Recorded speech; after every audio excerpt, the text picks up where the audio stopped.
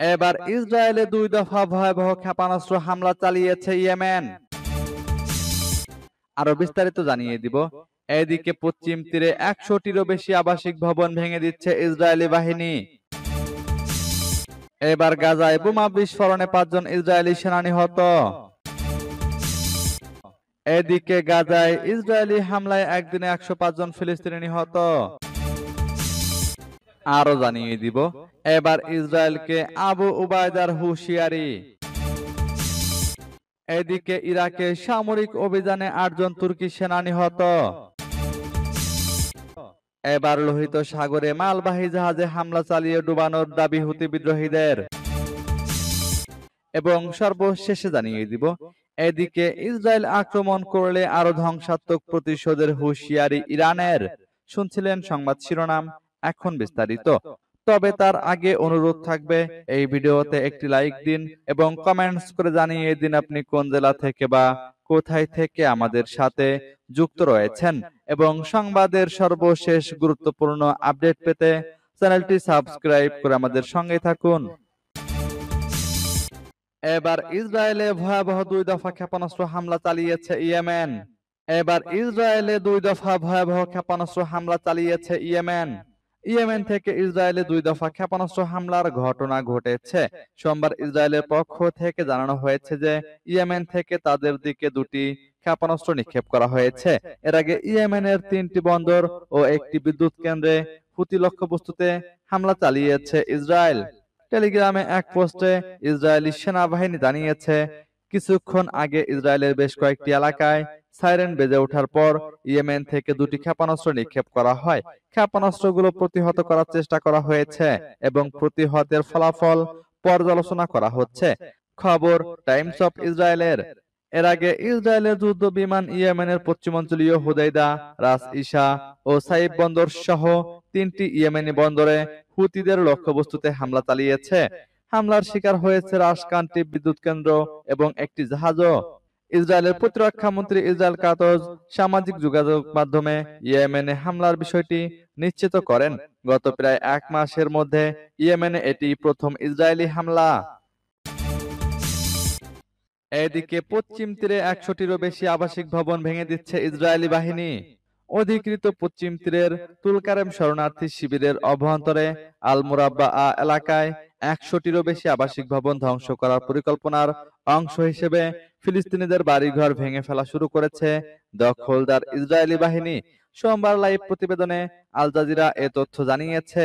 Tulkarm ক্যাম্পের popular committee আল জাজিরাকে জানিয়েছে, Israeli bulldozer ক্যাম্পের বেশ কয়েকটি বাড়ি ভেঙে ফেলা শুরু করেছে। ইসরায়েলের আরব সংখ্যালঘু অধিকারের আইনি কেন্দ্র আদালা আল জাজিরাকে নিশ্চিত করেছে, ইসরায়েলি সুপ্রিম কোর্ট ওই এলাকায় ধ্বংসযজ্ঞ স্থগিত করার জন্য একটি অস্থায়ী আদেশ জারি করলেও পরে তা সংশোধন করে জরুরি নিরাপত্তা বা সামরিক প্রয়োজনের অজুহাতে পুনরায় শুরু করার অনুমতি দিয়েছে। এদিকে ফিলিস্তিনি স্বাস্থ্য মন্ত্রণালয় জানিয়েছে, গত 24 ঘন্টায় গাজা জুড়ে কমপক্ষে 105টি লাশ এবং 356 জন আহত ব্যক্তিকে হাসপাতালে আনা হয়েছে। এবার গাজায় বোমা বিস্ফোরণে 5 জন ইসরায়েলি সেনা নিহত। যুদ্ধ বিধ্বস্ত উত্তর গাজায় মাটিতে পুঁতে রাখা বোমা বিস্ফোরণে 5 জন ইসরায়েলি সেনা নিহত হয়েছেন। এই ঘটনায় আহত হয়েছেন আরো 14 জন সেনা। মঙ্গলবার ইসরায়েলের সামরিক বাহিনীর বরাত দিয়ে টাইমস অফ ইসরায়েলের প্রতিবেদনে বলা হয়, সোমবার স্থানীয় সময় রাত 10টার দিকে বেইত হানুনে রাস্তার পাশে পুঁতে রাখা বোমা বিস্ফোরণে এই হতাহতের ঘটনা ঘটে। নিহত 2 সেনার নাম প্রকাশ করেছে ইসরায়েলের সামরিক বাহিনী। তারা হলেন সার্জেন্ট মেইর শিমন আমার, সার্জেন্ট মেশো নিশিম ফ্রেস। নিহত বাকি সেনাদের নাম পরে প্রকাশ করা হবে বলে আইডিএফ জানিয়েছে। এমন এক সময়ে গাজায় 5 জন ইসরায়েলি সেনার নিহতের খবর এলো যখন গাজায় যুদ্ধবিরতি নিয়ে ডোনাল্ড ট্রাম্পের সঙ্গে চূড়ান্ত আলোচনার জন্য ইসরায়েলি প্রধানমন্ত্রী বেনিয়ামিন নেতানিয়াহু যুক্তরাষ্ট্র সফর করছেন। আইডিএফ এর প্রাথমিক তদন্ত অনুসারে সোমবার রাত 10টার কিছুক্ষণ পর বেইত হানুনে স্থল অভিযানের সময় পদাতিক সৈন্যরা রাস্তার পাশে পুঁতে রাখা বোমার আঘাতে আহত হন। এ সময় সেনারা কোনো যানবাহনে নয়, পায়ে হেঁটে অভিযান চালাচ্ছিল। এদিকে গাজায় ইসরায়েলি হামলায় একদিনে 105 জন ফিলিস্তিনি নিহত। ফিলিস্তিনের অবরুদ্ধ গাজায় ইসরায়েলের হামলায় একদিনে আরো ১০৫ জন ফিলিস্তিনি নিহত হয়েছেন। এর মধ্য দিয়ে ২০২৩ সালের ৭ই অক্টোবর থেকে চলা ইসরায়েলি হামলায় নিহতের সংখ্যা ৫৭,৫০০ ছাড়িয়ে গেছে। এছাড়া গত ২৪ ঘন্টায় ইসরায়েলি হামলায় আরো ৩ শতাধিক ফিলিস্তিনি নিহত হয়েছেন। সোমবার এক প্রতিবেদনে এই তথ্য জানিয়েছে বার্তা সংস্থা আনাদুলু। সোমবার এক বিবৃতিতে গাজার স্বাস্থ্য মন্ত্রণালয় জানিয়েছে, গাজা উপত্যকায় ইসরায়েলি হামলায় প্রাণ হারানো ফিলিস্তিনির সংখ্যা ৫৭,৫২৩ জনে পৌঁছেছে। বিবৃতিতে বলা হয়েছে, গত ২৪ ঘন্টায় গাজার বিভিন্ন হাসপাতাল থেকে আরো ১০৫টি মৃতদেহ উদ্ধার করা হয়েছে। আহত হয়েছেন অন্তত ৩৫৬ জন। এ নিয়ে ২০২৩ সালের অক্টোবর থেকে শুরু হওয়া ইসরায়েলি আগ্রাসনে মোট আহতের সংখ্যা দাঁড়ালো ১,৩৬,৬১৭ জনে। স্বাস্থ্য মন্ত্রণালয়ের বিবৃতিতে বলা হয়, অনেক মৃতদেহ এখনো ধ্বংসস্তূপের নিচে ও রাস্তায় পড়ে রয়েছে। উদ্ধারকর্মীরা নিরাপত্তাজনিত কারণে সেখানে পৌঁছাতে পারছেন না।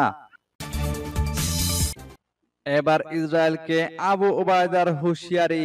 হামাসের সামরিক শাখা আল কাসসাম ব্রিগেডের মুখপাত্র আবু ওবায়দা বলেন, বেইত হানুনের অভিযান ইসরায়েলি বাহিনীকে সম্পূর্ণরূপে মাটিতে মিশিয়ে দিয়েছে। ইসরায়েলি সেনাবাহিনীর পদমর্যাদার উপর এটা বড় আঘাত বলেই দাবি করেছেন তিনি।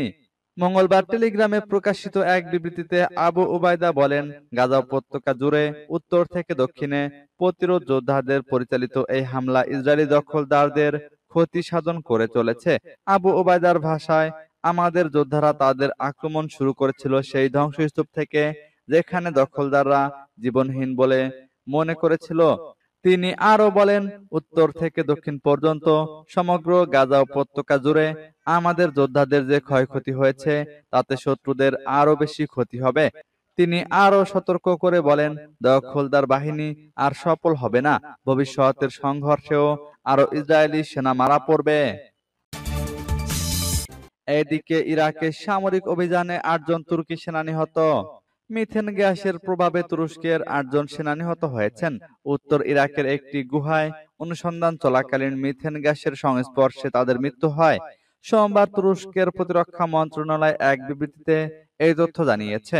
খবর রয়টার্সের। মন্ত্রণালয় জানিয়েছে, রোববার নিষিদ্ধ ঘোষিত কুর্দিস্তান ওয়ার্কার্স পার্টির বিরুদ্ধে সামরিক অভিযানে নিহত এক তুর্কি সেনার দেহাবশেষ খুঁজে বের করার অভিযানের সময় এই দুর্ঘটনা ঘটে। বিবৃতিতে আরো বলা হয়েছে, ওই গুহাতে মিথেন গ্যাসের সংস্পর্শে আসা আরো ১১ জন সেনাকে হাসপাতালে ভর্তি করা হয়েছে। এ বিষয়ে আর কোনো বিস্তারিত তথ্য জানা যায়নি। এবার লোহিত সাগরে মালবাহী জাহাজে হামলা চালিয়ে ডুবানোর দাবি হুতি বিদ্রোহীদের। লোহিত সাগরে একটি মালবাহী জাহাজে হামলা চালিয়ে সেটি ডুবিয়ে দেওয়ার দাবি করেছে ইয়েমেনের বিদ্রোহী গোষ্ঠী হুতি। গুলি, রকেট ও দুর্নিয়ন্ত্রিত বিস্ফোরক ভর্তি নৌকা ব্যবহার করে এই হামলা চালানো হয়েছে। খবর রয়টার্সের। জাহাজটির গ্রিক মালিকানা প্রতিষ্ঠান স্টেম শিপিং রয়টার্সকে বলেছে, জাহাজটি সত্যি ডুবে গেছে কিনা তা তারা এখনো নিশ্চিতভাবে বলতে পারছেন না। রয়টার্সও তাৎক্ষণিকভাবে এই তথ্য যাচাই করতে পারেনি। হুতি বিদ্রোহীরা বলেছেন, গত রোববারে এই হামলা হয়েছে। তারা লাইবেরিয়ার পতাকাবাহী ম্যাজিক সিজ নামের জাহাজে হামলা চালিয়েছেন এবং জাহাজে থাকা ১৯ জন নাবিককে নিরাপদে নেমে যেতে দিয়েছেন। স্টেম শিপিং কোম্পানি রয়টার্সকে বলেছে, ওই জাহাজের পাশ দিয়ে যাওয়া আরো একটি বাণিজ্যিক জাহাজ সব নাবিককে উদ্ধার করে জিবুতির উদ্দেশ্যে রওনা করে।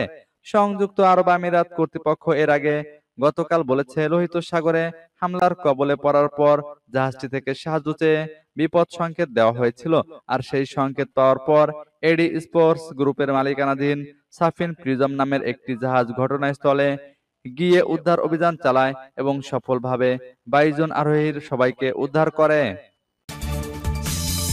এদিকে ইসরায়েল আক্রমণ করলে আরো ধ্বংসাত্মক প্রতিশোধের হুঁশিয়ারি ইরানের। ইরান হুঁশিয়ারি দিয়ে বলেছে, ইসরায়েল যদি আবার আক্রমণ চালায় তাহলে তারা আরো শক্তিশালী এবং ধ্বংসাত্মক প্রতিশোধমূলক হামলা চালাবে। ইরানের সশস্ত্র বাহিনীর মুখপাত্র ব্রিগেডিয়ার জেনারেল আবুল ফজল শেকারচি বলেন, দেশের সশস্ত্র বাহিনী যে কোনো সম্ভাব্য ইসরায়েলি আগ্রাসনের বিরুদ্ধে আরো শক্তিশালী এবং কার্যকর জবাব দিতে প্রস্তুত রয়েছে। তিনি ডিফা প্রেসকে দেওয়া এক সাক্ষাৎকারে বলেন, আল কুদস দখলদার শাসন যদি কোনো ধরনের আগ্রাসন চালায়, আমাদের জবাব হবে আরো বেশি শক্তিশালী, তীব্র, কার্যকর এবং এমন ফল বয়ে আনবে যা তাদের গভীর অনুশোচনায় ফেলবে। বিশ্বের বিশ্লেষকদের মতে ইসরায়েলের বিরুদ্ধে ইরানের বিজয় হয়েছে উল্লেখ করে শেখ হারুচি বলেন, আমরা 12 দিনের যুদ্ধে বিজয়ী হয়েছি এবং জায়নবাদী শাসনের উপর কঠোর আঘাত হেনেছি। তিনি আরো বলেন, আমাদের পাল্টা হামলার মাধ্যমে আমরা এই অপরাধী শাসনকে তাদের আগ্রাসন বন্ধে বাধ্য করেছি। শেখ হারুচি বলেন, জায়ানবাদী শাসন যদি আবার কোনো পদক্ষেপ নেয় তাহলে তারা শক্তিশালী প্রতিশোধের মুখোমুখি হবে।